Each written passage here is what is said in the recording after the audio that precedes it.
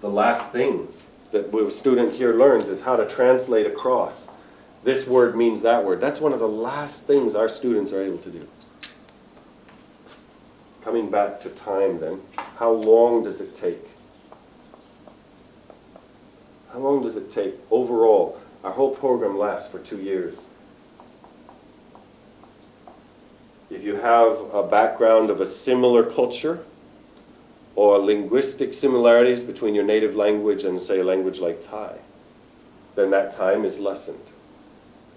If you, let's imagine that you want to learn Chinese, and you are coming from perhaps a Korean background. There are some similarities between Korean, or let's say Japanese might be even more clear. You're coming from a Japanese background and you want to learn Chinese.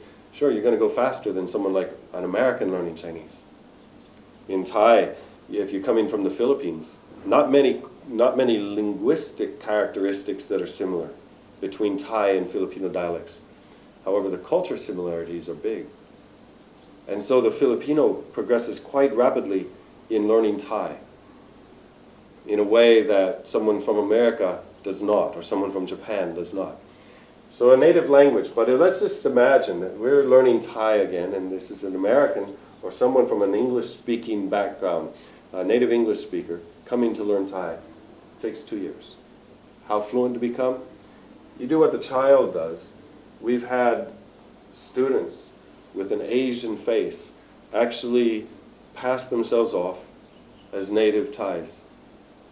The person speaking to them had no idea. It's not over the telephone, face to face, across a table, prolonged discussions. No, that person was Thai, I'm sure of it. And they were a student of ours, 3 years, 4 years, 5 years. They spent 2 years with us and 2 more years living in Thailand. Thai people thought they were Thai. In my way of thinking, that's pretty remarkable. Not a bad goal. Not a long time.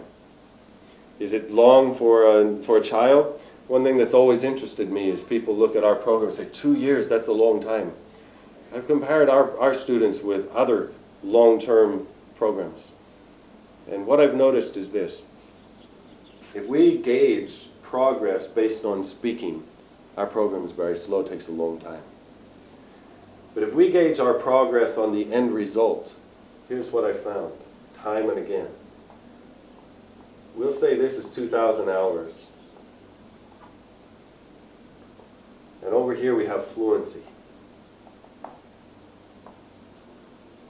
So our students will begin speaking at about 60 to 70%.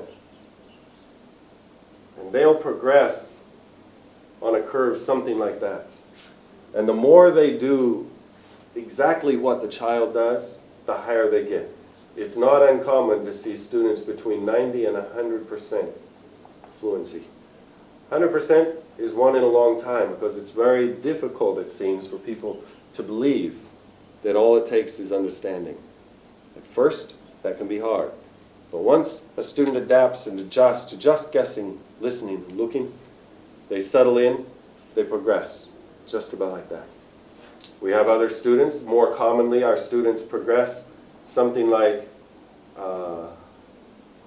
this, and they wind up with maybe 80% or 85%, something like that.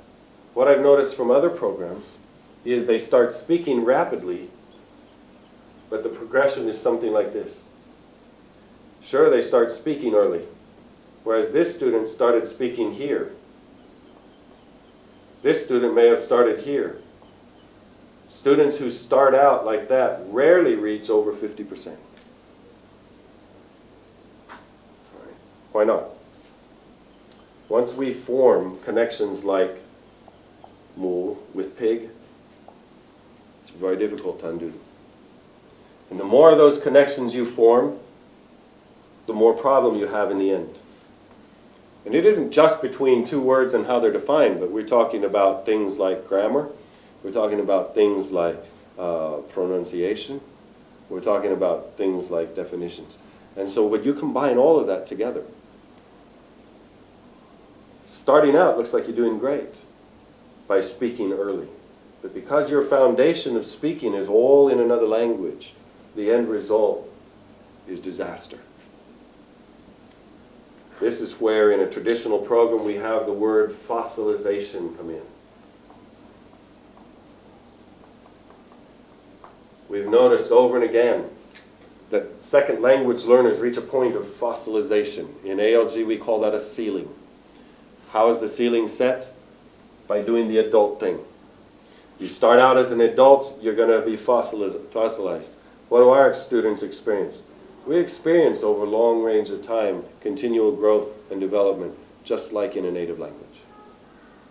I think that too is a remarkable aspect of ALG. Students always want to know first and foremost, when will I start to speak? And we've talked about the length of time it takes, how a student probably wants to spend 700 hours, 800 hours of input before we expect actual language in terms of a sentence, a unique sentence to occur. Some people want to know that in our program, how is it possible to understand? In level 1, I come in as a student. I don't know any Thai.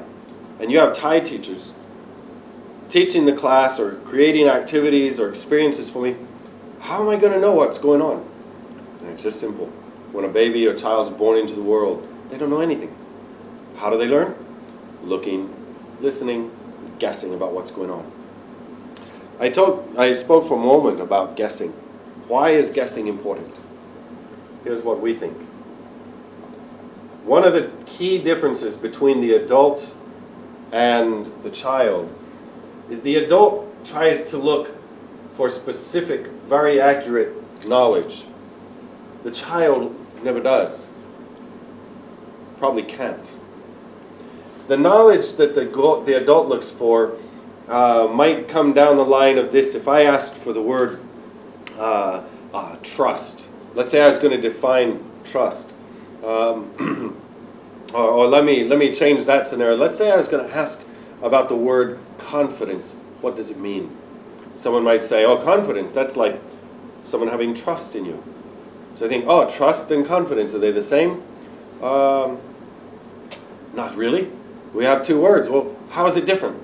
And the adult mind is thinking about this word and this word and this word and how they're different until they hone in exactly what does that word mean.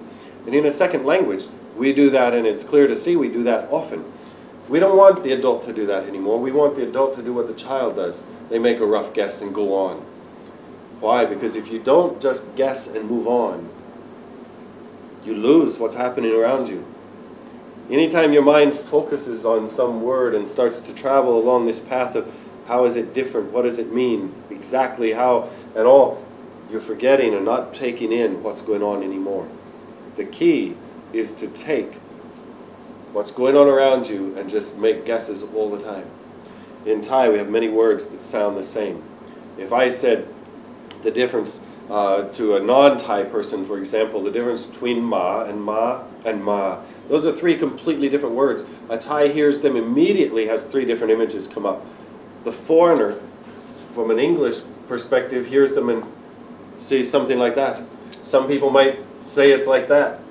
None of those are correct, because ma and ma don't spell with an M and an A. They spell in Thai completely differently. The sounds are different. The meanings are different. How does a Thai differentiate? Because every experience with ma is one kind of thing. Every experience with ma is something else. And every experience where ma is concerned is a different sort of experience. And those experiences sort themselves out naturally. Does that happen for the adults? Absolutely. It turns out that one of the things that's the main characteristic difference between the adult and the child, adults don't like to guess. Let's face it, all of our education and all of our background in learning and testing and being tested teaches us not to make rough guesses. We want exact knowledge here.